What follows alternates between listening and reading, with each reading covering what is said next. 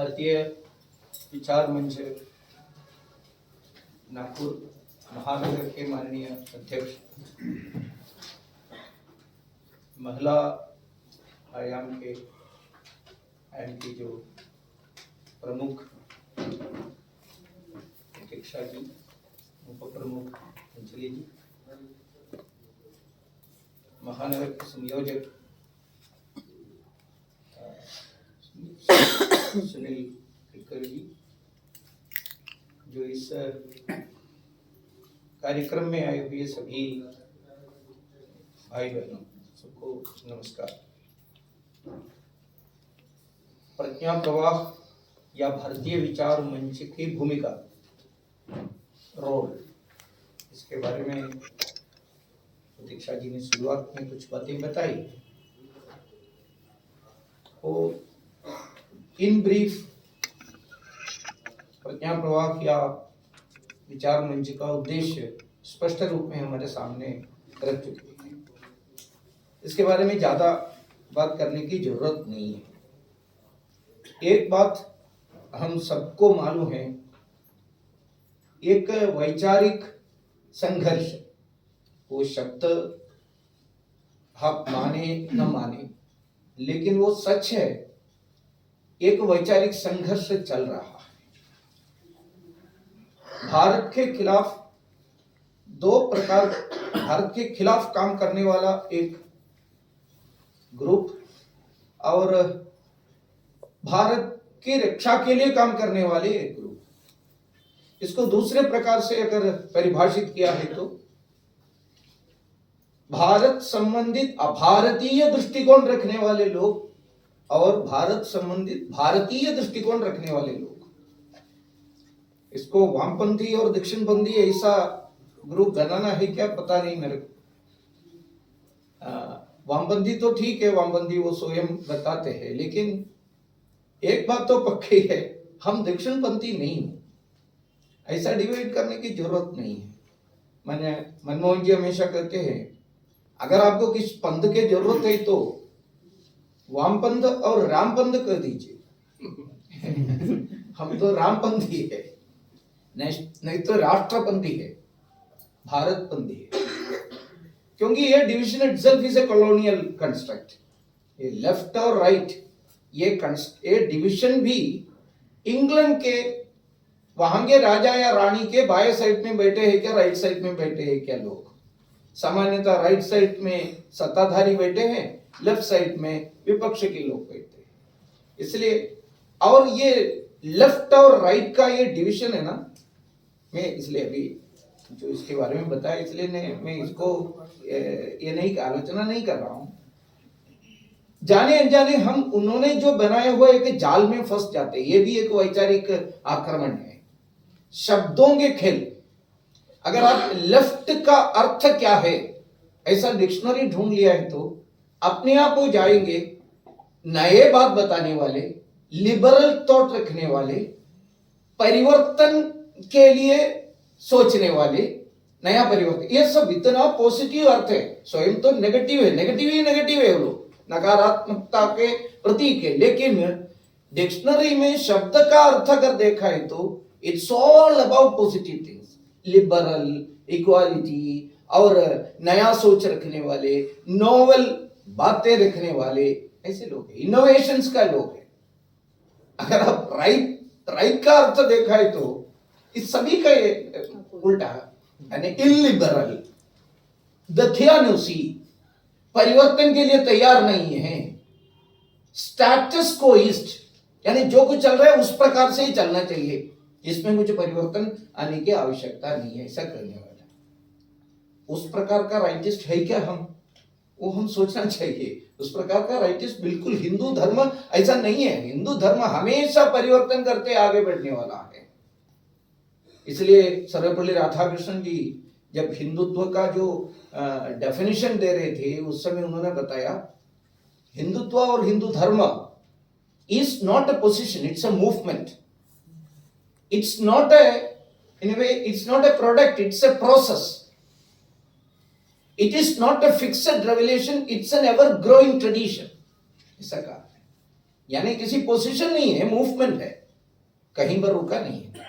लेकिन जो लेफ्ट कहने वाले जो लोग हैं ना, सही में वो स्टेटस कोइस्ट है, वो चेंज के लिए करने के लिए तैयार नहीं है। देखिए Islamism, Christianism, communism, are they ready to change themselves? अगर इस्लाम के अंदर कुछ परिवर्तन लाना है ऐसा बताए तो उनका सजा क्या है पता है क्या? हाँ, बीहेडेड। कोई दूसरा कुछ भी नहीं है, वो आदताई से है। कुरान के अंदर ये परिवर्तन लाना है ऐसा बताए तो। लेकिन हमारा वो देख लीजिए, अभी भगवत गीता में, भगवत गीता का जो भाष्य लिखा है शंकराचार्य, बहुत सारे भाष्य है, शंकर भाष्य वो है। शंकर भाष्य के उपोद्घात में शंकराचार्य कहते हैं एक बात, शीतो अग्नि अप्रकाशो वा इति ब्रुवन् श्रुति शतम अभी न प्रामाण्यम उपैति। शुरुआत में गद्य में वो बताते हैं क्या है, शीतो अग्नि, अग्नि शीत है यानी टेम्परेचर नहीं है, वो ठंडा है ऐसा किसी ने बताया है तो। अप्रकाशो वा, अग्नि को प्रकाश नहीं, ये कहने वाला कौन है? सामान्य व्यक्ति नहीं, श्रुति शतम अभी। श्रुति यानी क्या है? वेद। वेद सामान्यतः 4 कहते हैं, यहां शंकराचार्य कहते हैं अगर 100 वेद मेरे सामने आकर बताते हैं अग्नि को ताप नहीं, अग्नि को उष्ण नहीं, अग्नि को प्रकाश नहीं, ऐसा कहता है तो न प्रामाण्यम उपैति, मेरे को वो प्रमाण नहीं है।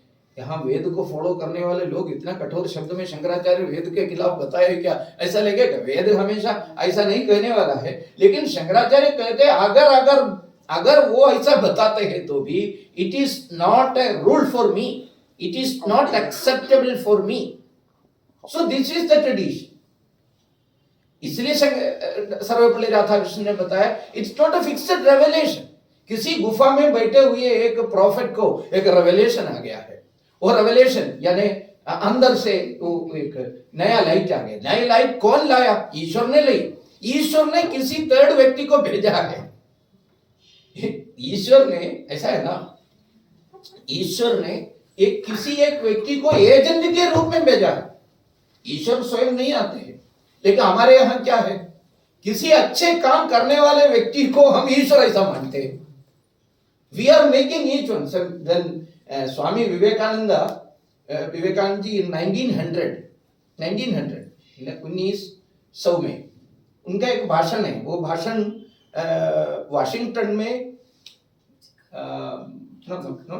चिकागो तो उसके पहले पूरा हो गया। वाशिंगटन में एक स्पीच उन्होंने किया था विक्टोरियन हॉल में।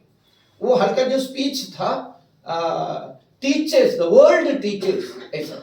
वो वर्ल्ड टीचर्स में मोहम्मद के बारे में भी वो कहते हैं, मोहम्मद के बारे में, प्रॉफिट के बारे में बताकर वो कहते हैं एक ही प्रॉफिट है पूरे विश्व में, सच्ची सही एक ही प्रॉफिट है। ये सबसे गलत बात है। It's a wrong thing to say that there is only one prophet and that prophet is the right prophet. ऐसा कहना बहुत सरासर झूठ है, ठीक नहीं है। तो इस एक प्रॉफिट है इसे कहने वाले लोगों के वजह से पूरे विश्व में कितना खून बहा है। स्वामी जी कहते हैं कितने लाखों करोड़ों लोगों की हत्या इसके वजह से हुआ है। सो ऐसा कहना ठीक नहीं। हमारा सोच क्या है? I am saying we have to take care.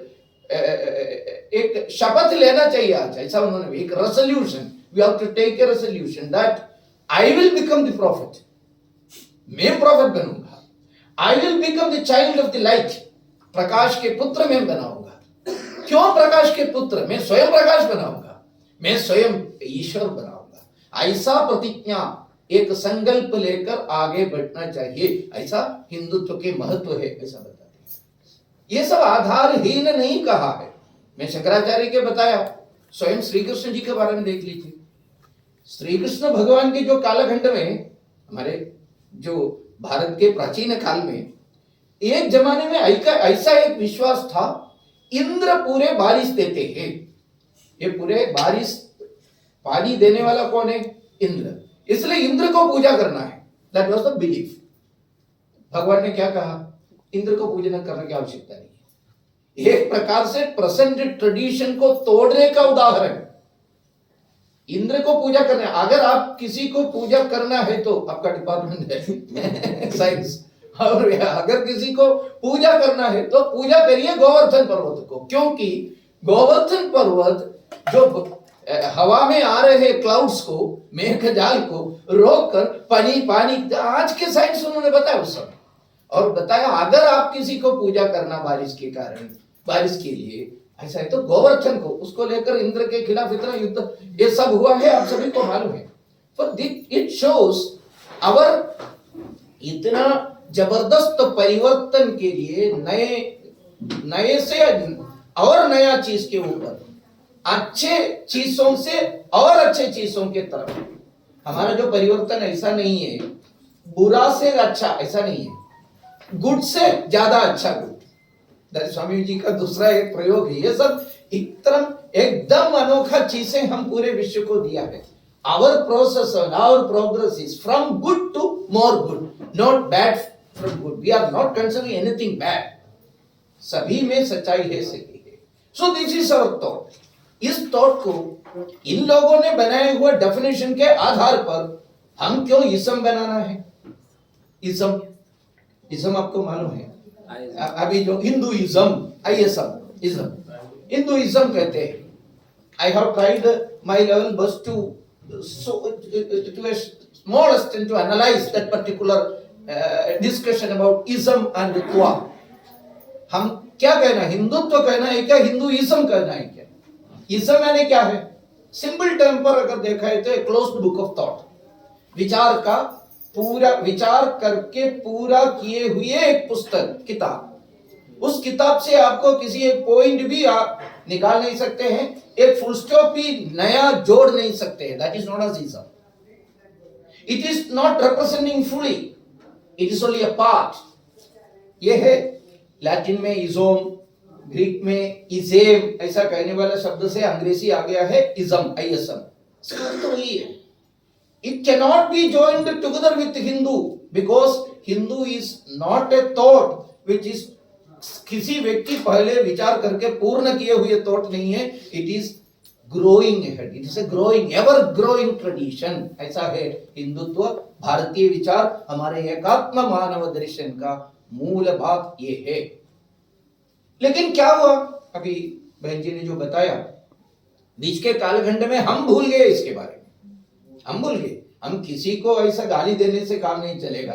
सामान्यतः कहते अंग्रेजी लोग वो किया, वो मुसलमान लोग ये किया, इसके वजह से हम दुर्बल हो गए, ऐसा कहते हैं। क्योंकि हम दायित्व, जिम्मेदारी किसी और के सर पर डालने में बहुत माहिर है आजकल, बहुत ऐसा ही है ना, वो ठीक नहीं है, ये ठीक नहीं। विचार मंच का भी कुछ कार्य करता है, विचार मंच क्या करते हैं? कुछ भी नहीं करते। आप क्या करते हैं भाई, ऐसा पूछना चाहिए। लेकिन ठीक है, जिम्मेदारी और किसी के सर पर डालना सामान्यतः मनुष्य का प्रवृत्ति है। आज के हिंदुओं को ये ज्यादा दोष है, किसी और को ये, इसके वजह से ये सब हुआ, इसकी वजह से हुआ। सही में भारत के इतिहास अगर देखा है तो मैंने जो बताया, इतना जबरदस्त, इतना सुंदर ज्ञान की परंपरा भारत के, ज्ञान की व्यवस्था है। भारत के प्रत्येक स्क्रिप्चर अगर देखा है तो ज्ञान को इतने महत्व देते हैं, ऐसा है। लेकिन बीच के कालखंड में अनेक कारणों से, कारण में जाने का अभी समय नहीं इसमें, इसलिए मैं, समय बहुत कम भी है, मेरे को भी जाना, आपको भी जाना है, ठीक है। वो हम भूल गए यानी क्या क्या भूल गए? उदाहरण के रूप में यहाँ उल्लेख आ गया है, वेद और भारतीय हिंदू पद्धति, वो भारत के समाज के 50% पढ़ नहीं सकते हैं, ऐसा पहले व्यवस्था हमने लाया। कौन है 50%? आप लोग हैं। यानी महिला लोग वेद नहीं पढ़ सकते, महिला लोग संस्कृत नहीं सीख सकते, महिला लोग कुछ और का, घर के बाहर का काम नहीं कर सकते। इस प्रकार महिलाओं को एक खेमे में हमने बांध कर रखा है। हमने, मैंने बार बार बताया, हमने किया और किसी ने नहीं किया। बाकी लोग बाहर से आकर इस प्रकार के विचार को और जबरदस्त कर दिया उन्होंने, लेकिन पहला दुर्बल करने की प्रवृत्ति हमने ही किया है। और बाद में बचे हुए पुरुष हिंदुओं में, पहले महिलाओं को बाहर कर दिया, पुरुष हिंदुओं के लगभग 90% पिछड़े हुए जाति वर्ग किया नहीं है क्या? किसी बाहर से आए हुए लोग किया, ऐसा कहने में कोई, मैं नहीं, वो सच नहीं मानता, हमने ही किया है। हमारे तथाकथित पिछड़े हुए जाति वर्ग, वो किनके प्रेडिसेसर्स है, नहीं तो फॉलोवर्स है, वेदव्यास के। व्यास कौन है? वेद को व्यास ने एडिट करने वाला, वो कौन सी जाति के थे?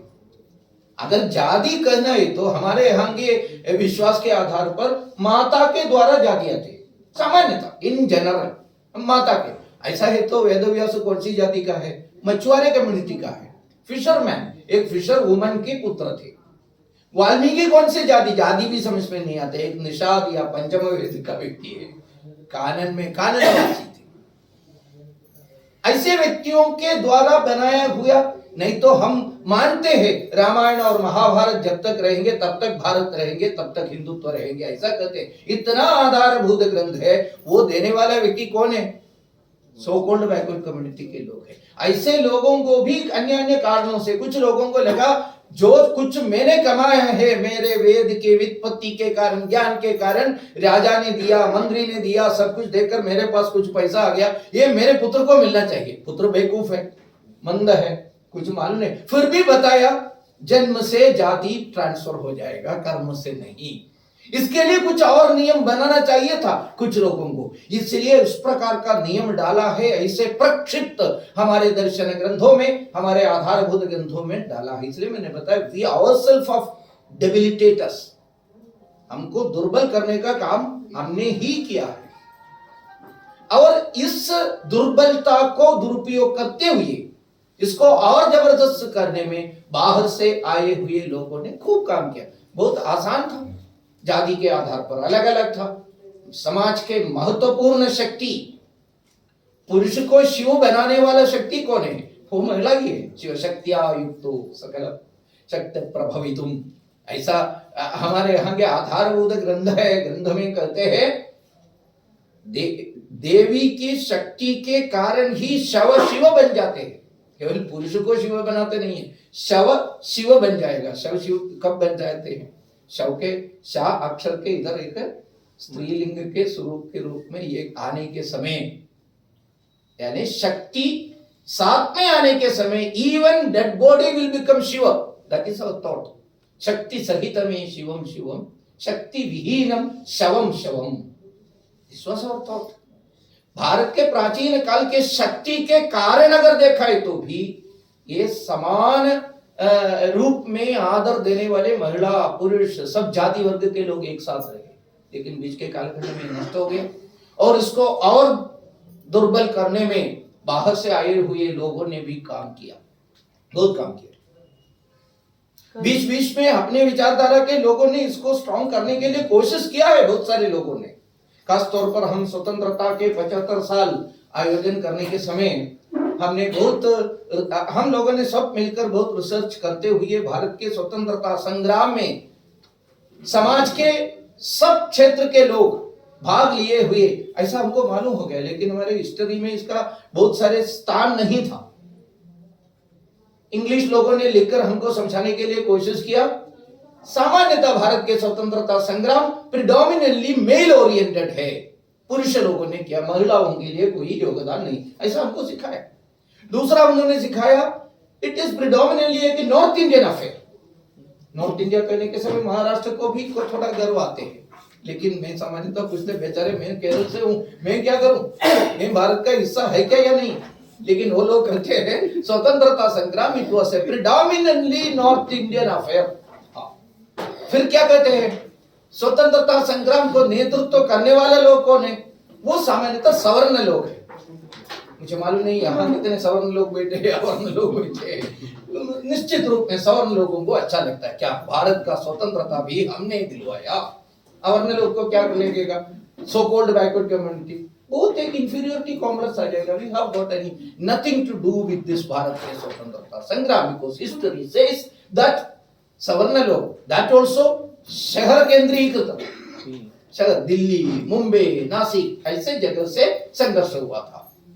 देहातों को कोई लोग योगदान नहीं। अब कितने प्रकार से भारत को डिवाइड करने के लिए उन लोगों ने कोशिश किया, लेकिन गहराई से जाने के समय हमको मालूम होता है भारत के स्वतंत्रता संग्राम कितने गंभीर रूप में नॉर्थ में हुई, किसी कम नहीं था साउथ में भी। वेस्टर्न कॉलोनियलिस्ट कहां आए? मुंबई में आए क्या पहले? नहीं, साउथ में आए। पोर्तुगल फोर्स तो केरल में आए पहले। पहला रेजिस्टेंस कहां से हुई? केरल से हुई। Is it south of India और नॉर्थ ऑफ इंडिया? वो तो साउथ का है। सामूरिन राजा और मैंगलोर के पास में उल्लाल में रानी अब्बक्का, हम लोगों को भी पिछले जो वर्कशॉप में भी उस कहानी बताया था मैंने, रानी अब्बक्का ने कितने जबरदस्त ढंग से युद्ध किया। वो युद्ध में उन्होंने कैसे पत्नी धर्म से भी बेहतर है देश धर्म, ऐसा अब्बक्का ने बताया था। वो कहानी भी मैंने बताया। रानी अब्बक्का के जो पतिदेव पुर्तगाल के साथ गए थे, साथ यानी पैसा के लालच में। उस समय भी कुछ ऑर्थोडॉक्स गुरु लोग होते हैं ना, धर्म गुरु, ऐसे लोग आकर रानी को बताया, रानी अब्बक्का को बताया, तो देखिए एक महिला होने के कारण you have to obey your husband and follow your husband, आप पालन करना है पत्नी धर्म। रानी अब्बक्का ने सभा बुलाया, सभा के सामने खड़े होकर वो महिला वीर रानी ने बताई, मेरे देश अगर खतरे में है तो एक महिला को पत्नी धर्म नहीं पालन करना, देश धर्म पालन करना है, देश को रक्षा करना। इतना सुंदर, इतना जबरदस्त, इतना करेजियस वॉर वो महिला। आप हम में से कितने लोगों ने हमारे इतिहास के पुस्तक में ये पढ़ा है? इस प्रकार वेलुनाचार्य, इस प्रकार कोयली, इस प्रकार रानी चन्नम्मा, कितने लोग हैं? 1857 के वार में हम हमेशा एक रानी झांसी रानी के बारे में पढ़ते हैं, उड़ा रानी के बारे में कितने लोग, झलका रानी के बारे में कितने लोगों ने पढ़ने के मौका मिलते हैं? बिल्कुल नहीं मिलते। सो डेफिनेटली यहाँ केवल मेल लोग नहीं है, महिला लोगों ने, बच्चियों ने इंग्लिश के खिलाफ, पुर्तगाल के खिलाफ, फ्रेंच के खिलाफ, डच के खिलाफ युद्ध करने में सामने ही था। और देखिए भारत के स्वतंत्रता संग्राम में पिछड़े हुए जाति वर्ग, अगर जाति के आधार पर बताना है तो ये लोगों ने हमको भी एक प्रकार से मजबूरी में डालते हैं, जाति बताना पड़ता है, इसलिए बता रहा हूं। अगर सबसे लंबे समय तक सबसे जबरदस्त संघर्ष कौन किया ऐसा देखा है तो संथालों ने किया, कुरुचियों ने किया, हमारे यहाँ के पेसेंट्स लोगों ने किया, आसाम के अंदर वनवासी लोगों ने किया, राणा प्रताप के साथ, छत्रपति शिवाजी के साथ, केरल के पड़ोसी राजा के साथ कौन युद्ध किया अंतिम समय तक? ट्राइबल लोगों ने किया, शेड्यूल्ड कास्ट के लोगों ने किया, ओबीसी लोगों ने किया है। क्यों? उनके मन में स्पष्ट कल्पना थी, ये मेरे भारत माता है, मातृभूमि है, इस मातृभूमि के, इस भारत की रक्षा के लिए मेरे जगह से, मेरा जो दायित्व तो सीमित होंगे, लेकिन मेरे जगह से ये विदेशी अधर्मी लोगों को बाहर करना है। दैट वाज देयर लिमिटेड उद्देश्य। मेरा दायित्व ये है। ये था वीरपांड्य कट्टबोम्मन तमिलनाडु में युद्ध करने के समय बताया, this is my soil, this is not my soil, this is my mother, ये मेरी माता है, एन्नुड तायाकुम, Tamil सुलियाची, he spoke in Tamil. And Maruthu brothers, छोटा मरुत और बड़ा मरुत, वेलुनाचार्य के सेनानायक लोग थे। उन्होंने जब संघर्ष प्रारंभ किया, they are also not from the सवर्ण कम्युनिटी, और एक प्रकार से सबसे फॉरवर्ड कम्युनिटी का नहीं, फॉरवर्ड कम्युनिटी का भी बहुत सारे लोगों ने युद्ध किया है, वो दूसरा विषय है, लेकिन ये लोग भी थे। लेकिन जानबूझकर हमारी हिस्ट्री लिखकर हमको दिए हैं, वो हिस्ट्री में ये सब बातें उन्होंने बाहर कर दिया। बाहर करके कुछ एक आधा दो फैमिली, खास तौर पर एक ही फैमिली ने हमको स्वातंत्र्य दिलाया, एक ही फैमिली, एक काश्मीरी पंडित फैमिली, काश्मीरी पंडित है क्या पता नहीं, लेकिन ऐसा कहते हैं, वो स्वतंत्रता दिलवाए है। और इसलिए वहां के ग्रैंडफादर ने किया, फादर ने किया, डॉटर ने किया, डॉटर ने भी किया है। डॉटर क्या किया पता नहीं, मैंने बहुत हिस्ट्री देखा है, एक वानर सेना बनाया थी, गुड़िया चलाई थी, उसको नाम दिया उन्होंने वानर सेना, ऐसा। वो भी स्वतंत्रता संग्राम का है। अभी तो भारत जोड़ने के लिए जोड़ने के लिए एक व्यक्ति निकल पड़े है ना, वो भी कार्ल मार्क्स से क्या, सद्दाम से नहीं क्या, ठीक तरह से संशय नहीं आ रहे, चेहरा देखकर ऐसा भी लगता है। वो भी स्वतंत्रता संग्राम की नेता है। अगर 2014 में सत्ता परिवर्तन राष्ट्रीय स्थिति पर नहीं आए तो वो भी स्वतंत्रता संग्राम के नेता बनने वाले थे। ये है हमारे हिस्ट्री का हालत। क्यों हुआ ये सब? 1947 August 14 या 15 midnight was a golden opportunity to correct ourselves. ये सब करेक्ट करने का अवसर था। हमारी गलती के कारण बहुत हमको नष्ट हो गया। अंग्रेजी मुगल लोग आकर भी हमारे से बहुत सारे विषय निकाल दिया। फिर किसका ड्यूटी है भारत को ठीक पटरी पर, सीधा पटरी पर, लाइन पर लाने का दायित्व किसके पास था? डेफिनेटली 1947 में सत्ता में आए हुए लोगों के पास था। मैं किसी एक व्यक्ति के बारे में नहीं बता रहा, एक स्कूल ऑफ थॉट। वो स्कूल ऑफ थॉट कौन सा है? इवन गांधी जी का भी विरुद्ध में आए हुए, वैचारिक दृष्टि पर अगर देखा है तो इन 1946 महात्मा गांधी जी उनके प्रिय शिष्य जवाहरलाल नेहरू जी को एक लेटर लिखा है। वो लेटर पब्लिक डोमेन में है, मैं मेरे कल्पना से नहीं बता रहा हूं। उस लेटर में महात्मा गांधी जी ने बताया, dear Jawahar, now we have to think about the nation building, government formation, policies. Why?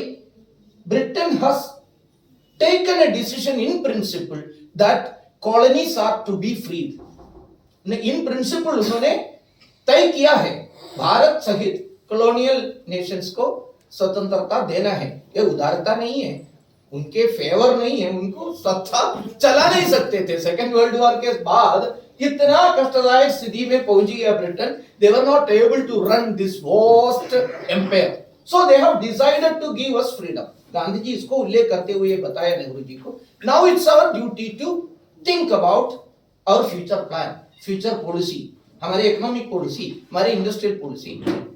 मेरी कल्पना मैं बहुत पहले लिखे हिंदू स्वराज में मैंने लिखा, बेचारे वो जवाहरलाल नेहरू ऐसा ही स्वागत करेंगे इसका, ऐसा सोचकर उन्होंने पुअर फेलो लिखा है। ने बताया मैंने पहले हिंदू स्वराज में लिखा है। मेरी कल्पना में Bharat is living in villages, गांव में भारत जी रहे हैं। हमारे जो इंडस्ट्रियल पॉलिसी या इकोनॉमिक पॉलिसी एक सेंट्रलाइज्ड पॉलिसी नहीं होना चाहिए। गांधी जी का कल्पना है एक विकेंद्रीकृत व्यवस्था होना चाहिए। इसके लिए उन्होंने पंचस्तंभ, उनका एक फेमस कंसेप्ट अबाउट इकोनॉमिक्स है, पंचस्तंभ कल्पना। उनकी कल्पना के आधार पर ईशावासी उपनिषद में कहते हैं ना, जो हमारे हाथ में आए हुए ये संपत्ति सब हमारे नहीं है। ईशावास्यमिदं सर्वं यत्किंच जगत्यां जगत् तेन भुंजीदाम मा गुदकस्य सिद्धनम। ये सब ईश्वर का है, हम ट्रस्टीज है। ईश्वर ने हमको दिए हैं, वो हम ट्रस्टी के रूप में इसको पालन करना, हम इसको और बेहतर करके नेक्स्ट पीढ़ी को, नेक्स्ट जनरेशन को देना है। एक प्रकार से ईश्वर ने दिया, इसका दूसरे शब्दों में उन्होंने बताया, we took this wealth as a loan from coming generation. ऐसा बताया, यानी आने वाले पीढ़ी से हमने लोन लिया है हमारे संपत्ति। इस लोन लिया है तो क्या देना पड़ेगा? कर्जा, इंटरेस्ट भी लेना पड़ेगा ना। इसलिए बताया और बेहतर करके आने वाली पीढ़ी को देना चाहिए। जो कंसेप्ट है अग्रो बेस्ड इंडस्ट्रीज, एग्रीकल्चर को महत्व देना, पूरे विश्व को दान देने वाले लोग हम थे, ये सब उन्होंने ये उनके हिंदू स्वराज को कोट करते हुए लिखा। Nehru ji without any delay, वो भी महत्वपूर्ण है, वो तुरंत लिखते हैं।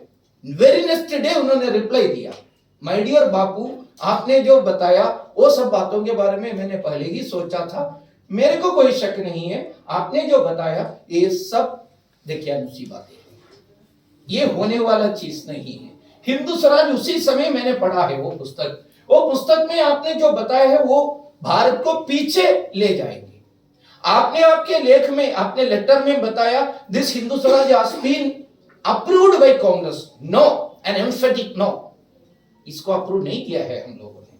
हमारी जो कल्पना सेंट्रलाइज्ड इंडस्ट्रीज, घन व्यवसाय, हेवी इंडस्ट्रीज, गांव के बारे में भी आप अगर पढ़ा है तो गांधी जी के प्रति भक्ति नहीं है तो भी आपको सिंपैथी आ जाएगा गांधी जी के प्रति। क्या लिखा है आपने जो बताए, विलेज, व्हाट इज विलेज? एक प्रकार से अंधविश्वास सटे हुए अंधविश्वास जहां एक प्रकार से जमा हुआ है, उस प्रकार का प्रदेश है विलेज, गांव। इसको जल्दी से जल्दी उस कष्ट स्थिति से मुक्ति करके अर्बनाइज करना है। सामान्यतः हम सुने होंगे, आप मालूम नहीं, मलयालम में एक हमारे एक प्रयोग है, प्रेस है, यानी वो मैं पहले मलयालम में बताऊंगा। पालम कड़क्कुवोളം नारायण, पालम कड़न्नु चेन्नाल कूरायण, ऐसा कहते हैं। यानी पालम यानी ब्रिज पार करने के समय, तो ब्रिज थोड़ा दुबला था इसलिए थोड़ा डर आ रहे हैं, इसलिए ब्रिज के ऊपर ऐसा डर के मारे चलने के समय नारायण नारायण नारायण नारायण करते जाते हैं। जैसे महात्मा गांधी जी गांधी जी कीजिए ऐसा करके स्वतंत्रता पाया। स्वतंत्रता जब पाया उस पार गया है, उस समय नारायण कुरायण ये नारायण नहीं कुरायण है। इस प्रकार का जो एक प्रवृत्ति हमारे जो नेता लोगों के वजह से, यानी सत्ता जिनके पास है, आगे हिस्ट्री रीराइट कर सकते थे, मैंने जो बताया, लेकिन क्या किया, रीराइट करने के लिए जो कमेटी को खड़ा कर दिया था आरसी मजूमदार के नेतृत्व में, आरसी मजूमदार ने बहुत अच्छी तरह हिस्ट्री लिखना प्रारंभ किया। फर्स्ट ड्यूटी भारत के स्वतंत्रता संग्राम की हिस्ट्री लिखने का था। मेरा बीच में एक निवेदन विचार मंच को, हमारे लाइब्रेरी में अगर आरसी मजूमदार के history of Indian independence struggle नहीं है तो कहीं से खरीद करके हमारे लाइब्रेरी में रखना है। हिस्ट्री में रुचि रखने वाले सभी लोग, I am not saying each and every word is acceptable for us. 1857 war के बारे में आरसी मजूमदार का दूसरा पक्ष था, वो सब है, लेकिन फिर भी स्वतंत्रता संग्राम का एक कॉम्प्रिहेंसिव नेचर, पूरे भारत कैसे स्वतंत्रता संग्राम में भाग लिया है, equally important attempts on various facets of our Indian life, इसके बारे में उन्होंने जबरदस्त ढंग से लिखा। इन शॉर्ट, एक फैमिली का देन नहीं है भारत के स्वतंत्र, ऐसा उन्होंने उसमें लिखा है। तीसरा अध्याय में के ऊपर, तीसरा वॉल्यूम के में आई थिंक तीसरा चैप्टर है जो अबाउट खिलाफत, उसमें उन्होंने लिखा खिलाफत के बारे में, आरसी मजूमदार ने लिखा है not be consider as an independent state. उसका योगदान क्या है खिलाफत को समझने में? उस समय वो गांधी को भी क्रिटिसाइज कर रहे आरसी मजूमदार, वो बता रहे Gandhi and his followers failed to understand the pan Islamic face of Khilafat which cuts into the roots of Indian nationalism। Bharat के राष्ट्रीयता के जड़ को काटने वाले पैन, यानी इस्लामिज्म यानी पैन वर्ल्ड है, पैन ग्लोबल, ऐसा समझने में वो हार गए। इसके वजह से भारत के स्वतंत्रता संग्राम ऐसा मान नहीं सकते। लेकिन ये पहला ड्राफ्ट, पहला वॉल्यूम का ड्राफ्ट देखने के लिए नेहरू जी ने बुलाया, चेक करने के लिए एजुकेशन मिनिस्टर भी बैठे थे। एजुकेशन मिनिस्टर कौन है ये भी आपको मालूम, अब्दुल कलाम आजाद। अब्दुल कलाम आजाद के बारे में पुराने पीढ़ी के लोग सब कहते हैं वो सेकुलर लीडर है, सेकुलर लीडर। सेकुलर लीडर थोड़ी है वो, ये खिलाफत के पहले ही वर्ष है मुस्लिम लीग वर्कर। कुछ समय आगे चलकर उनको मालूम हो गया Muslim League is not that communal, मुस्लिम के लिए कुछ नहीं कर रहे। उस समय खिलाफत आ गया, खिलाफत के लीडर और इंटेलेक्चुअल उसका ब्रेन बन गया। उन्होंने जब खिलाफत हार गया, उन्होंने सोचा मुस्लिम लीग में वापस जाने से भी ज्यादा अच्छा कांग्रेस में रहना है। दैट इज अब्दुल कलाम का जो बैकग्राउंड। ओके, ये अब्दुल कलाम और अब्दुल कलाम आजाद और नेहरू जी चेक किया। चेक करने के समय एक परिवार का नहीं है, नहीं तो कुछ लोगों का नहीं है। इसमें क्रांतिकारियों का भी योगदान के बारे में बताया है, कलाकारों का भी योगदान के बताया है, पेसेंट्स का योगदान के बारे में बताया है, ट्राइबल्स का योगदान, सब कुछ है। कैसे इसको सहन नहीं कर सकते? इसलिए क्या किया, सिंपली मैं बता रहा हूँ, डोंट थिंक दैट इसमें सीरियसली हिस्ट्री को अप्रोच करने वाले लोगों को लगेगा ये अखिल भारतीय संयोजक हिस्ट्री को इतना सिंप्लीफाई कर रहे हैं क्या। ऐसा मैं समय की कमी के कारण सिंप्लीफाई कर रहा हूँ। दूसरे दिन इसको डिसमिस किया, उतना ही किया नेहरू जी ने। वो कमेटी, आरसी मजूमदार स्वयं इस्तीफा दिया है क्या, नेहरू जी ने इसको डिसमिस किया है क्या, इसमें तर्क भी है। लेकिन कुछ भी हो, आरसी मजूमदार इसमें बाहर हो गए। फिर ये लिखने का काम किसको दिया? अच्छे व्यक्ति को दिया है। नेहरू जी उस समय से लेकर ये इंटेलेक्चुअल काम सब, कांग्रेस का इंटेलेक्चुअल काम सब आउटसोर्स कर दिया है। उस समय से लेकर अभी शुरू नहीं हुआ है कांग्रेस के अंदर ये आउटसोर्सिंग मैकेनिज्म। अभी जो ये भारत जोड़ो वाले है ना, उनका पूरा उपदेशक जेएनयू के भारत तेरे टुकड़े होंगे ऐसा नारा लगाने वाले व्यक्ति है। बहन जी का भी जेएनयू प्रोडक्ट है। दोनों खोर वामपंथी है, खोर वामपंथी, टेक इट फ्रॉम मी। ऐसा है, उस समय से शुरू हो गया। इसलिए हिस्ट्री लिखने के लिए एक comrade turn bureaucrat turn historian, comrade Tarachand Iran में, तेहरान में एम्बेसडर थे 4-5 साल। वहां से बुलाया, ये काम दिया। उनको बहुत ज्यादा काम करने की आवश्यकता नहीं थी। जेम्स मिल वगैरह तो पहले लिख कर रखा है, उसका फुल स्टॉप को कहीं कहीं कॉमा बनाया, कॉमा को सेमीकोलन बनाया, सेमीकोलन को कोलन बनाया, कुछ कलर चेंज किया, फॉन्ट बदल दिया, हिस्ट्री तैयार। आसी मंजूरदार बेचारे प्राइवेटली वो प्रोजेक्ट पूरा कर दिया। सैकड़ों हिस्ट्री रिसर्चर्स को साथ में लेकर उन्होंने पूरा कर दिया, वो दूसरा विषय। ठीक है, भारत को ठीक करने के लिए सबसे महत्वपूर्ण बातें हम बताए ना, हिस्ट्री। राष्ट्र को नष्ट करना है तो पहला क्या करेंगे? हिस्ट्री को नष्ट करते हैं। मैं पिछले बार भी एक महान साहित्यकार का उदाहरण बताया था, बेन ऑकरी, नाइजीरियन नॉवेलिस्ट है, बुकर प्राइज भी मिले हैं। उन्होंने एक कोटेशन में बताया था, to poison a nation, poison its stories. Stories मतलब हिस्ट्री। एक राष्ट्र को विषैली बनाना है तो वहां की कहानी, कहानी मतलब इतिहास को विषैली, विषय इसमें ऐड करना। पॉइजन करने से क्या होता है? Nation will become demoralized. Demoralized हो गया है तो, अनैतिक बन गया है तो फिर क्या करेंगे? ये अनैतिक राष्ट्र या समाज अनैतिक कहानी स्वयं बताना प्रारंभ करते हैं। अनैतिक, इमोरल, अनसाइंटिफिक कहानियां क्या क्या है? हम लोग अभी हिस्ट्री पढ़कर आर्य द्राविड़ से आए हैं, आर्य आक्रमण किया, ये सब इमोरल अनैतिक स्टोरीज है। ये डिमोरलाइज्ड स्टोरीज हम स्वयं कहना प्रारंभ करते हैं। इसको लेकर कहां पहुंचेंगे? बेनोकरी एक अच्छा साइकोलॉजिस्ट के जैसा बताते हैं, it will ultimately lead us to the ultimate destruction of the psyche, ultimate psychic destruction. Bharat उसी दिशा में चलना प्रारंभ हो गया। इसको ठीक करने का काम किसके पास है? किसने लेना? कुछ राष्ट्र विचार रखने वाला, राष्ट्रीय विचार रखने वाला। पहले जो मैंने बताया, रामपंथी लोगों का काम है, राष्ट्रपंथी लोगों के काम है, भारत के प्रति भारतीय दृष्टिकोण रखने वाले लोगों का काम है। ये शब्द मैं बार बार बता रहे हैं। आप एनईपी पढ़े होंगे, कुछ लोग नेशनल एजुकेशन पॉलिसी पढ़े होंगे ना। नेशनल एजुकेशन पॉलिसी का सबसे बड़ा खासियत क्या है, ऐसा पूछा है तो मैं एक सिंगल सेंटेंस में बताऊंगा। उसमें उल्लेख किया है, this is a Indic centric education policy, Bharat centric, Bharat केंद्रित education policy. That's motive, that is the importance. So भारतीय दृष्टि रखने वाले लोगों को काम है इसको ठीक करना। नहीं तो कम से कम हाथ दोनों ऊपर करते हुए व्यास के जैसे चिल्लाना, ऊर्ध्वबाहुर्विरौम्येष न च कश्चित् शृणोति मे धर्मादर्थश्च कामश्च न कश्चित् शृणोति मे। व्यास रोया है, हम रोने की आवश्यकता नहीं है। दोनों हाथ ऊपर करते हुए धर्म के पालन करने से आपको अर्थ काम मिलेगा। मैं इतना बताने से भी आप क्यों नहीं करते, क्यों नहीं करते?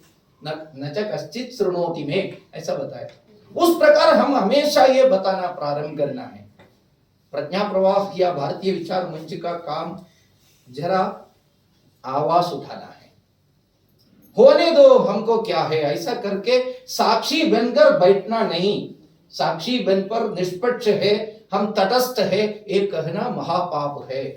दिनकर जी का एक महत्वपूर्ण कविता है, उसमें कहते हैं, तटस्थ रहना पाप है, आने वाले इतिहास लिखेगा पापी आपके सर पर भी, आपके सर पर। We can't be silent, we have to make sound।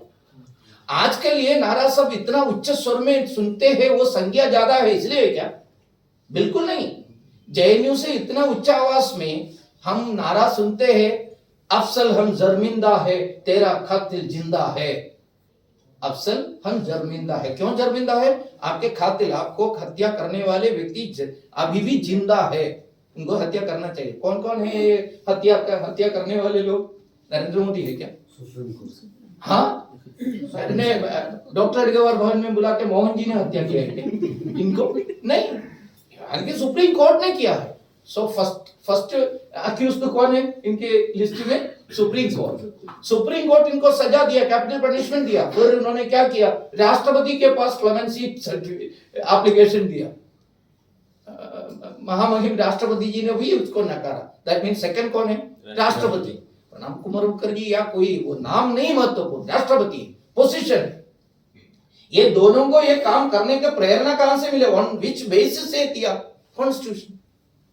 Doctor बाबा साहब अम्बेडकर जैसे लोगों ने स्पीयरहेड किए हुए बनाए हुआ हमारे जो कॉन्स्टिट्यूशन, ये संविधान के अंदर मैंने पूजनीय मोहन जी हमेशा कहते हैं भारतीयत्व का झलक आपको पढ़ना है तो ये पढ़ लीजिए, कमियां होंगे लेकिन इसमें और कमियां दूर करने के लिए लॉ मेकर्स काम करना चाहिए, लेकिन constitution itself that's a wonder, इसको आदर देना चाहिए। कुछ लोग कहते हैं हे ये जलाना है, नया बनाना है। अच्छा, नया बनाना ऐसा बताने वाले लोग एक बार वो कॉन्स्टिट्यूंट असेंबली डिबेट का जो पुस्तक जरा पढ़ना, नींद छूट जाएगी, क्योंकि वहां बैठे हुए इतने विद्वान लोगों ने कितना कितना रिसर्च करते हुए इसमें पार्टिसिपेट किया है। ऐसे एक दिन में आकर लिख नहीं सकते, एक पुस्तक लिखने के जैसा लिख नहीं सकते। ठीक है, परिवर्तन लाना है तो परिवर्तन लाइए, लेकिन मेरा पॉइंट 3 लोग हैं खातिर, पहला सुप्रीम कोर्ट, सेकंड राष्ट्रपति, तीसरा ये तीनों अभी भी जिंदा है, इसलिए दुख है, शर्मिंदा है ये लोग। ये नारा सब इतना उच्च स्वर में हम सुनते हैं, क्या वो नारा कहने वाले लोगों की संख्या ज्यादा है क्या? बिल्कुल नहीं। ये आवाज हम सुनते हैं, समाज के अंदर आते हैं, कारण सत्य मानो है ऐसे लोग चुप बैठे हैं। इसकी इसलिए वजह से we are keeping silent, so it is a right time to make sound. हम आवाज उठाने की आवश्यकता है, सत्य के पक्ष में खड़े होकर राष्ट्र को एक करने का लक्ष्य को सामने रखकर। ये डिवाइड करने की इच्छा लेकर काम करने वालों के लिए बहुत ज्यादा बुद्धि की जरूरत नहीं है, आवश्यकता है क्या? मैं और सतीश जी के बीच में बहुत ज्यादा डिफरेंस है, ये समझने के लिए एलकेजी स्टूडेंट भी पर्याप्त है। इसके लिए एमफिल या एंथ्रोपोलॉजी में एमए वगैरह की जरूरत नहीं, डॉक्टरेट का भी जरूरत नहीं। मैं और प्रतीक्षा जी के बीच में क्या फर्क है, वो महिला है पुरुष है, ये समझने के लिए डॉक्टरेट की जरूरत है क्या? ये वामपंथी और इस प्रकार का राष्ट्रीय लोग डिफरेंसेस ढूंढते हैं, बाइनरी क्रिएट करते हैं, उसके आधार पर संघर्ष पैदा करते हैं। नॉर्थ ईस्ट भारत का हिस्सा नहीं है, क्या कहते हैं? डिफरेंस देखिए, वो चाइनीज जैसा दिखते हैं ना लोग, उनके नाक ऐसा है ना, लेकिन उन्होंने कभी नहीं बताते। महाभारत पढ़िए, भगवान श्री कृष्ण ने यहां द्वारिका से क्यों अरुणाचल प्रदेश तक गए, एकदम वेस्ट से ईस्ट तक शादी करने के लिए। रुक्मिणी कहां से है? वहां से है रुक्मिणी, उनके पट्टमहिषी उनके पत्नी रुक्मिणी है। और राम जी उत्तर से दक्षिण तक आए, ये समझकर ही राम मनोहर लोहिया जी ने बताया the intrinsic unity is beauty, the beauty of our intrinsic unity. See, Shri Krishna ji connects Bharat from west to east.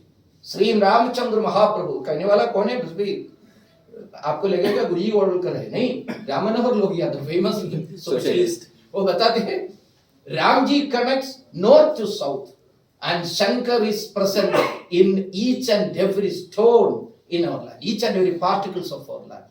कहने वाला सोशलिस्ट है, कंगर कंगर में शंकर है। श्री कृष्ण जी पश्चिम को पूर्व के साथ जोड़ा है, श्री राम जी ने वो पर, लेकिन इसके लिए थोड़ा दिमाग लगाने की आवश्यकता है, हमारे यूनिटी ढूंढने के लिए। नॉर्थ ईस्ट अलग है, क्यों? उनका कलर देखो, उनका नाक देखो, उनका हेयर देखो, ये डिफरेंस ढूंढने के लिए मैंने हमेशा कहते हैं, it is not necessary to submit a paper और रिसर्च पेपर इन जेएनयू के किसी बेवकूफ प्रोफेसर के सामने जाने की आवश्यकता नहीं है। 3-4 आयु वाले एलकेजी स्टूडेंट भी बता सकते। हमारा काम ज्यादा थोड़ा क्या है, कठिन है, इसलिए है we have to find out the points of unity among the society. Unity ढूंढना ज्यादा मुश्किल है, इसके लिए डॉक्टरेट की जरूरत है। डॉक्टरेट सर्टिफिकेट में रूप में नहीं है। विचार मंच के कार्यकर्ता लोग इसके लिए रगड़ से रिगरस रिसर्च करना चाहिए, पढ़ना चाहिए। एक वैचारिक मूवमेंट ऐसा करने के समय वैचारिक मूवमेंट के जो सैनिक लोग हैं ना, बौद्धिक क्षत्रिय लोग भी है, आज बौद्धिक क्षत्राणियों का कार्यक्रम है। ये बौद्धिक क्षत्राणियों का काम है क्या? इन डेप्थ स्टडी करना, that is our main duty.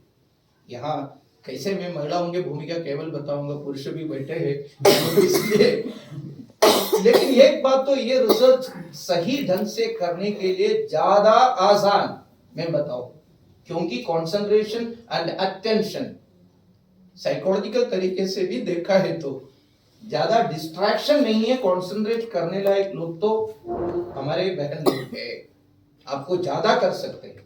आजकल बहुत सारे बैकलॉग के कारण हम सोचते हैं हमको ये नहीं कर सकते, कर नहीं सकते, लेकिन यू कैन डू इट, इसके बारे में करना चाहिए। you are more attentive about the society because ये मातृवत समाज के प्रति देखने का जो एक बुद्धि है ना, वो पुरुष को मिलने के लिए जरा ज्यादा मेहनत करना पड़ेगा। पुरुष has to become feminine। ये परिवर्तन करने किए हुए सभी पुरुषों के बारे में देखिए, एक फेमिनिन नेचर उनके अंदर है, मदरली नेचर। डॉक्टर साहब का जो मूंछ वगैरह देखा है तो बहुत ऐसा पुरुषशाली ऐसा लगते हैं, लेकिन डॉक्टर साहब के साथ काम किए हुए हमारे पहले कार्यकर्ताओं को पूछ लीजिए, माता जैसा व्यवहार था, प्यार से व्यवहार करते। सो परिवर्तन लाने का, अटेंड करने का मातृवत स्वभाव स्वाभाविक रूप में आपके अंदर है। आसान है आपको समाज के सामने क्या प्रॉब्लम है ये समझने के लिए। ठीक से बारीकी से आप अखबार को फॉलो कर दीजिए, इस प्रकार के बहुत सारे विषय आपको मिलेगा। इसको काउंटर करने का दायित्व तो आपका है। That is the main role of women in Bharatiya Vichar Manch, do for combating this intellectual attacks made by this leftist gang और एंटी नेशनल गैंग भारत के प्रति करते हैं। रिसेंटली यहाँ कौन कौन है? हाँ, बहुत सारे एडवोकेट्स लोग हैं, क्षमा कीजिए। आपके शीर्षस्थ व्यक्ति के बारे में बताना चाहता हूँ मैं। अभी चीफ जस्टिस बनने के पहले बहुत सारे केसेस को अटेंड करने के बीच में हमारे जो महामहिम कहना है क्या पता नहीं, महानुभाव है, उन्होंने एक कमेंट दिया, रिसेंटली अखबारों में आए हैं। केस उस प्रकार का केस, उसका कमेंट की जरूरत भी नहीं है, लेकिन भारत के महिलाओं को पूरी तरह एक प्रकार से अपमान करने लायक एक स्टेटमेंट किया। एक नहीं, हमें अनेक किया है। What was it? बताते हैं महिलाओं के लिए, लेकिन सखी में अपमान करते भारतीय स्त्रीत्व को। समय ज्यादा हो गया क्या? नहीं, मुझे लगता है क्योंकि नहीं 5:30 से 6:30 कम से कम होना चाहिए। नहीं है। ठीक है। वो उन्होंने क्या बताया? Case was something different. उसमें एक बात उन्होंने उल्लेख किया है, इस वर्ल्ड में महिला लोग उनके हस्बैंड्स का सेक्सुअल स्लेव नहीं है। That means they can have n number of extra marital relationship. ये क्राइम नहीं है, ऐसा बताया। ये क्राइम नहीं है, ऐसा बताया। विचार मंच के अपने जो महिला आयाम के कार्यकर्ता, स्पेशली हमको विधि प्रमुख है, विधि रिलेटेड लोग है, how we have countered it. Bala Sahab Devsi हमेशा कहते हैं, एक सक्रिय संगठन का लक्षण क्या है? हिंदू समाज संगठित हो गया, इसका लक्षण क्या है? वो कहते हैं, even a feeble attack on Hindutva shall not be left unattended, unanswered। Answer देना चाहिए। आंसर कैसे दे सकते हैं? लेके रूप में दे सकते हैं, डिस्कशन के रूप में ले सकते हैं। ये सही है क्या? यस, आई नो समाज के अंदर उस प्रकार के महिलाएं होंगे, लेकिन कैन यू जस्ट एक प्रकार के एक ब्लैंकेट कमेंट करते हुए भारत के सभी महिलाओं को उस प्रकार से कर सकते हैं क्या? Is it right? हमारा जो मूल विचार फैमिली कंसेप्ट है, सबके जट में आक्रमण करते हैं। एक शब्द प्रयोग आप देख के सुने होंगे, wokeism. He is considered to be the topmost wokist in our woke। स्वयं वो क्या नहीं, वो भी एक लेफ्टिज्म है। अफ्रीका में ये वोक यानी में जागरूक है, ऐसा करके बताने के लिए एक शब्द है एवोक या वोक। वो वोक आजकल black matters, black life matters, वो जो विषय आ गया था ना अमेरिका में, उस समय ये वोकिज्म समाज में आ गया। भारत के अंदर भी आया, जेएनयू में भी है, जुडिशियरी में भी अनफॉर्चुनेटली वहां भी आ गया है। इसका प्रॉब्लम क्या है? प्रॉब्लम एक पर्टिकुलर स्टेटमेंट का नहीं है। अगर इतना शीर्ष स्थान पर बैठने वाले व्यक्ति इस प्रकार का इररिस्पांसिबल स्टेटमेंट दिया है, तो इस प्रकार सैकड़ों केसेस लोअर कोर्ट्स में है ना, सेशंस कोर्ट में भी होंगे, हाई कोर्ट्स में भी होंगे। वहां बैठे हुए जजेस का टॉप मोस्ट हेडमास्टर है वो, है ना, उन्होंने इस प्रकार बताया है, तो ये सामान्य जजेस के सामने, लोअर कोर्ट्स के जजेस के सामने इस प्रकार का केस आने के समय और कुछ आवश्यकता है क्या? कौन सा जजमेंट आना चाहिए इस विषय को लेकर? What would be the situation of Bharat? हमारा जो सबसे बड़ा खासियत या वेल्थ या स्ट्रेंथ या हेल्थ क्या है? हमारे फैमिली कंसेप्ट है। स्वामी विवेकानंद जी ने विदेश में जाकर कौन से शब्द प्रयोग किया उन्होंने? भारत की विशेषता क्या है? You are considering all women except your mother as your wives, but we are considering all except my wife are my mothers. This is the मूल कल्पना। मूल कल्पना इस भारत की विशेषता को लेकर कुछ चक्का दुक्का लोगों ने इस प्रकार का काम करते हैं तो इसको ज्यादा ग्लोरीफाई करते हैं तो सामान्य बच्चों के मन में भी ये विचार आ जाएगा, ये विचार आ जाएगा। That is the situation. मैं एक उदाहरण केवल बताया था एंड स्पेसिफिकली रिलेटेड टू महिला, इसको एड्रेस करना, स्पेसिफिकली अफेक्टेड रिलेटेड टू महिला कहने के कारण महिला संबंधित विषय में इस प्रकार का एक कमेंट उन्होंने दिया और इसको रिलेटेड बहुत सारे विषयों के बारे में उस प्रकार के लोगों ने जो बहुत सारे कमेंट्स दिया है, बहुत सारे कमेंट्स दिया। सो ये एक ट्रेंड समाज के कल्चर को, हमारे चरित्र को हनन करने वाला इस प्रकार का ट्रेंड को अरेस्ट करने के लिए लड़ाई में पहले उतरने वाला कौन होना? उतरने वाले महिला लोगों ने आया हमें लिखना चाहिए। So we have to be very attentive, attend करना है क्या हो रहा है समाज के, किस प्रकार का परिवर्तन आ रहा है। यहाँ जो कुछ फिल्म्स के बारे में बताया, फिल्म भी सीरियल है तो भी या वेब सीरियल्स है तो भी किस प्रकार हमारे फैमिली का ट्रेडिशन के ऊपर आक्रमण करते हैं। किसी भी फिल्म में आजकल खासतौर पर बॉलीवुड एक प्रकार से हमारे दक्षिण के फिल्म्स के वजह से अभी दोस्त हो गया है आक्रमण तो पहले से ही हमारे दक्षिण से आए, शंकराचार्य ने किया है। अभी फिल्म्स को लेकर, कांतारा को लेकर, RRR को लेकर अभी बॉलीवुड के ऊपर खूब आक्रमण कर रहे हैं। लेकिन बॉलीवुड का एक ट्रेंड है। वो ट्रेंड क्या है? इस्लामो लेफ्टिस्ट विषयों को प्रमोट करता है। सभी फिल्मों में कौन है विलेन? एक धागा पहनने वाले, टीका, पंडा, टीका, स्वामी, महिला को भी विलेन ही बताते हैं कि हिंदू महिला गलत कर रही है। इस प्रकार से जानबूझकर करते हैं। इसको भी एड्रेस करने वाला कौन होना चाहिए? वो इसमें से क्या होने? हिंदू तो सनातन है, हम बहुत प्रिंसिपल बताने वाले। हिंदू तो बहुत सनातन है, आप कुछ करो ना करो ये सनातन ही रहेंगे। अफगानिस्तान में कहाँ है ये सनातन? पाकिस्तान में कहाँ है ये सनातनी संस्कृति?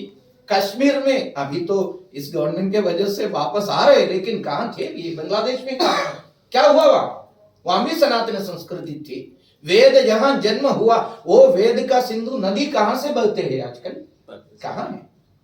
मतलब ये बहुत बड़ा फिलॉसफी बताने से ये धर्म रक्षा हो नहीं सकते हैं।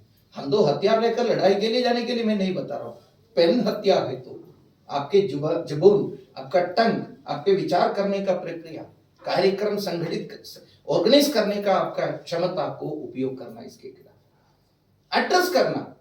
किसी भी इस प्रकार का अटैक अनआंसर्ड नहीं होना चाहिए, अनकंटेस्टेड नहीं होना चाहिए, हेड ऑन फेस करना। लेटर के द्वारा, लेख के द्वारा, भाषण के द्वारा, सेमिनार के द्वारा, अच्छे कंटेंट, आप सब बैठकर अच्छा कंटेंट, अभी ये रिपोर्ट बनाया है, कर सकते हैं आप लोग सब मिलकर इस प्रकार के बातों को करके। क्योंकि एक माता बताए है तो, एक महिला बताए है तो, एक बहन बताए तो सोसाइटी विल एक्सेप्ट, बिकॉज मैंने पहले ही बताया ये पहला आपके अंदर आ जाते हैं एक प्रकार से। इसका कारण भी मैंने बताया था। सो इसको उपयोग करते हुए आगे बढ़िए।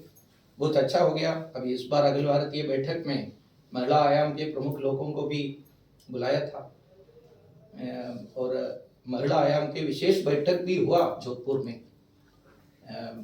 अनफॉर्चुनेटली नागपुर से, लेकिन अच्छा हुआ उधर नहीं आया है तो भी पहला कार्यक्रम भी महिला आयाम का इधर हो रहा है।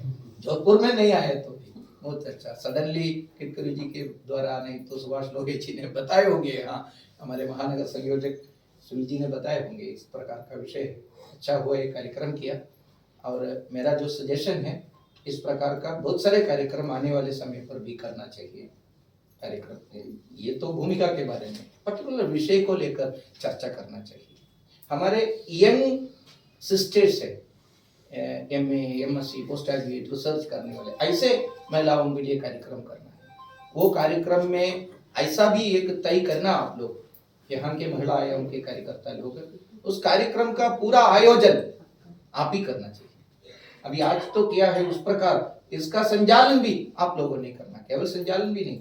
वहां नंदकुमार या सतीश जी या सुनील जी रहने की आवश्यकता नहीं है, विषय प्रस्तुति भी महिलाओं के द्वारा ही होना चाहिए, यानी एक्सपर्ट्स लोग वो भी बुलाना चाहिए। आने वाले 1-2 साल जरा प्रयास कर दीजिए, हिंदू विचार, भारतीय विचार या भारतीय विचार मंच का विचार, इसमें महिला और पुरुष में बीच में कोई फर्क नहीं है, यानी अलग अलग करना, महिला आयाम, क्यों महिला आयाम, ऐसा कुछ लोग पूछते हैं। लेकिन महिला आयाम एक पर्टिकुलर टाइम तक होना चाहिए, क्योंकि किसी भी कार्यक्रम आप देख लिए, कार्यक्रम कौन करते हैं? पुरुष लोग करते हैं। उसमें कितने महिला आते हैं? 4%, 5%, ज्यादातर यहाँ नागपुर जैसे जगह पर 10-15%। कम से 50-50 होना चाहिए, समाज में 50-50 है, कार्यक्रम में वो है क्या? विषय प्रस्तुत करने वाले लोग कितने हैं महिला? इस सेमिनार में, इस सेशन में, विषय प्रस्तुति, डिस्कशन में महिला कितने लोग? नहीं है क्या विचार? विषय प्रस्तुत करने लायक लोग हमारे पास नहीं है क्या? इसलिए आयोजन करने वाला, योजना करने वाला, नियोजन करने वाला, संचालन करने वाली और विषय प्रस्तुति, ये सब हमारे महिला लोग। कुछ जगह पर इस प्रकार का ध्यान दिया, इस प्रकार इस साल जोधपुर में बैठक में हमारे बंगाल के, दक्षिण बंगाल के महिला आयाम प्रमुख ने बताया, देखिए हम 1-2 साल से महिलाओं के पार्टिसिपेशन बढ़ाने के लिए कोशिश किया, और आहिस्ते आहिस्ते पिछले साल से कार्यक्रमों में 40%, 50%, अभी 60% हो गया महिलाओं के पार्टिसिपेशन। और हमारे संयोजक पुरुष भाई ने हमको बताया, अभी आगे चलकर आप आयाम का काम नहीं करना, नहीं तो फिर पूरा कार्यक्रम महिला हो जाएगा, ऐसा ये अच्छा एक लक्षण है। मेरे कहने के कारण थोड़ा ध्यान देने बिना ये ठीक नहीं होगा। ऐसा कहना, हिंदू कहाँ, महिला और पुरुष के बीच में फर्क कहाँ? आपने बताइए, दोनों एक है ना। महिला आयाम स्पेशली इसलिए चाहिए भाई, इसलिए चाहिए, आजकल ग्राउंड रियलिटी ऐसा नहीं है। वो ग्राउंड रियलिटी ठीक होने के बाद बंगाल वालों ने, एक बंगाल प्रांत ने तय किया है ना, उस प्रकार हम भी तय कर सकते हैं, आगे चलकर इसका अलग सा काम करने की जरूरत नहीं। So plan it, go ahead.